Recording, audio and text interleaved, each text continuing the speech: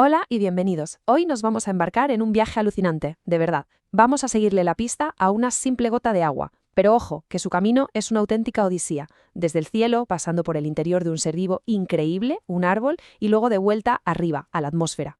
Es que, a ver, cuando vemos un árbol de estos gigantes, es fácil dar por sentado cómo sobrevive. Pero, ¿cómo se las arregla para beber? Dicho así, parece fácil, ¿verdad? Pues nada más lejos de la realidad. Es una historia que desafía la gravedad, una lucha diaria por sobrevivir. Venga, vamos a meternos de lleno en este tema. Aquí está el quid de la cuestión, la clave de todo. Para una planta, cada día es una elección a vida o muerte, literalmente.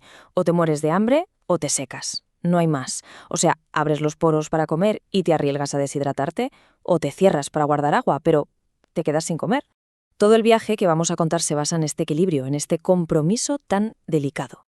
Bueno, pues para empezar este viaje, lo primero es saber dónde arranca. Y no empieza en la Tierra, empieza mucho, mucho más arriba, en el cielo. Así que para entender cómo llega el agua al árbol, primero tenemos que ver cómo se forma una gota de lluvia.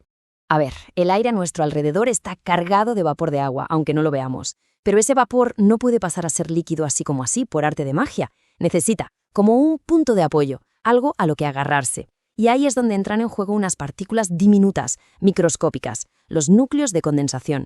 Son como las semillitas sobre la que va a nacer la gota de una nube. Vale, ya tenemos esas gotitas minúsculas en la nube. ¿Y ahora qué?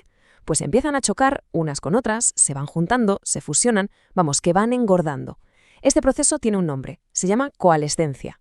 Y llega un punto en que la gota ya pesa tanto, que las corrientes de aire de la nube no pueden con ella, y es entonces cuando cae. Así de simple y de complejo, es como empieza a llover.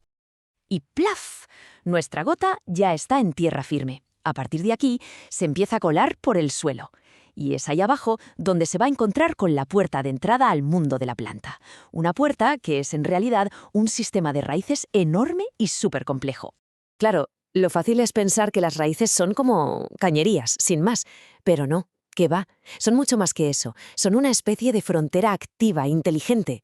El árbol no se queda ahí parado esperando a que le llegue el agua, no. La busca, la encuentra y la absorbe solo cuando la necesita. Pero, ¿cómo funciona exactamente? Pues es pura física. El agua siempre tiende a moverse de donde hay más a donde hay menos, de una zona húmeda a una más seca. Los científicos a esto lo llaman moverse de un potencial hídrico alto a uno bajo. La planta, muy lista ella, mantiene el interior de sus raíces más seco que la tierra de fuera. Y claro, el agua va para adentro. Y para que esto sea súper eficiente, las raíces tienen unos pelillos microscópicos, los pelos radiculares, que aumentan la superficie de contacto una barbaridad. Es como poner una red de pesca enorme. Y así empieza el ascenso. ¿Y ahora? Ahora es cuando la cosa se pone de verdad increíble. Nuestra gotita de agua tiene que subir. Y a veces tiene que subir más de 100 metros. 100 metros hacia arriba, luchando contra la gravedad a cada centímetro. Y lo más fuerte de todo, sin ningún tipo de motor o bomba. La pregunta es obvia. ¿Cómo demonios es posible? Pues el secreto, el truco de magia, está en la propia agua, en su molécula. Resulta que es una molécula polar. ¿Qué significa eso? Pues que un extremo tiene una carga un poquito positiva y el otro un poquito negativa. Esto hace que se comporten como imanes diminutos, atrayéndose unas a otras sin parar. Y esta polaridad, esta cualidad de ser como imanes, crea dos fuerzas que son clave. Primero, la cohesión. Es la fuerza que hace que las moléculas de agua se peguen entre sí, como si se dieran la mano formando una cadena perfecta. Y luego está la adhesión, que es la fuerza que hace que esas mismas moléculas de agua se peguen a otras cosas, en este caso a las paredes de los conductos del árbol que se llaman xilema. Si juntamos estas dos fuerzas, cohesión más adhesión, tenemos la llamada teoría de la cohesión-tensión. Y lo que hacen básicamente es convertir el sistema de tuberías del árbol, el xilema, en una pajita, pero una pajita biológica gigante y súper eficiente. Es alucinante. Cuando una molécula de agua se evapora arriba del todo, en una hoja, tira de la molécula que tiene justo detrás, y esa de la de detrás, y así sucesivamente, creando un tirón que llega desde la hoja hasta la mismísima raíz. 30 megapascales. Este número quizá no dice mucho, pero es una tensión brutal. Es una presión negativa enorme. Para que nos hagamos una idea, es como la presión que sentiríamos a 300 metros de profundidad en el mar. Pero al revés, en lugar de aplastar, está succionando con una fuerza increíble. Y si esto ya parece mucho, esperad a ver con qué se compara la fuerza de esta cadena de agua. Pues resulta que esa columna de agua que sube por el árbol tiene una resistencia a la tracción que es más o menos el 10% de la del cobre sólido. El 10% del cobre. Es una auténtica locura pensar que el agua pueda ser así de resistente. Es sin duda uno de los fenómenos más espectaculares de toda la biología. Bueno, pues nuestra gota de agua por fin ha llegado. Ha hecho todo ese viaje increíble contra la gravedad y ya está en su destino, una hoja. Pero aquí no se acaba la historia, ni mucho menos. Aquí es donde se va a topar con el gran dilema de la planta, ese del que hablábamos al principio.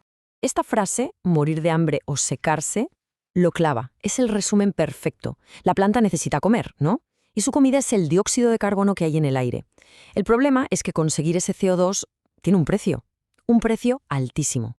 Vamos a ver, el truco está aquí. Para que entre el dióxido de carbono, la planta tiene que abrir unos agujeritos microscópicos que tienen las hojas, que se llaman estomas. Pero claro, esos poros no son una puerta con portero, son una calle de doble sentido. Y en el momento en que se abren para que entre el CO2, ¡zas!, se escapa el vapor de agua que hay dentro. Es inevitable. A esto se le llama transpiración. Y la cantidad de agua que se pierde por ahí es que es una barbaridad. Pensemos en esto por un momento. De toda el agua que un árbol chupa de la tierra, más del 99%, más del 99%, no la usa para crecer, ni para hacer hojas, ni madera, ni nada. Simplemente la pierde. Es el peaje que tiene que pagar para poder respirar dióxido de carbono. Es como si un río de agua estuviera pasando constantemente por la planta solo para evaporarse. Y para que nos hagamos una idea todavía más clara, en un día de calor, una sola hoja puede llegar a transpirar su propio peso en agua en tan solo una hora. ¡Una hora! Es una locura. La planta es literalmente una bomba de agua biológica moviendo un caudal constante desde el suelo hasta el cielo. Y justo ahí, con esa evaporación, termina el viaje de nuestra gota de agua a través de la planta. Se convierte en vapor, vuelve a la atmósfera y bueno, está lista para empezar el ciclo otra vez, para formar nubes, para llover. Pero que nadie se equivoque. Este viaje que acaba de hacer ha sido absolutamente fundamental. Este gráfico lo deja clarísimo. Fijaos en las proporciones. Para fabricar un solo gramo de una hoja, por ejemplo, una planta puede necesitar mover y transpirar 500 gramos de agua. ¡500 a 1! ¡Es una pasada! Esa transpiración, esa pérdida de agua, es en realidad el motor que hace que todo el sistema funcione.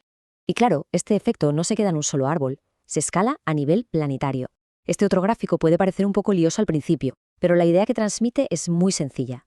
Abajo tenemos la cantidad de lluvia que cae al año, y en vertical la cantidad de vida vegetal que crece. La relación es directa, no hay duda, a más lluvia, más vida, porque hay más agua disponible para que las plantas hagan este viaje. El viaje de nuestra pequeña gota, si lo multiplicamos por los billones y billones de gotas que hay, es literalmente lo que alimenta la vida en la Tierra. Así que, como hemos visto, algo que parece tan simple como un árbol bebiendo agua es en realidad uno de los grandes motores que hacen funcionar nuestro planeta. Y esto, claro, nos lleva a una última reflexión, a una pregunta bastante seria. Ahora que el clima está cambiando, que las lluvias ya no son lo que eran, ¿qué va a pasar cuando este ciclo tan vital se interrumpa? ¿Qué nos va a pasar, por extensión, a todos nosotros?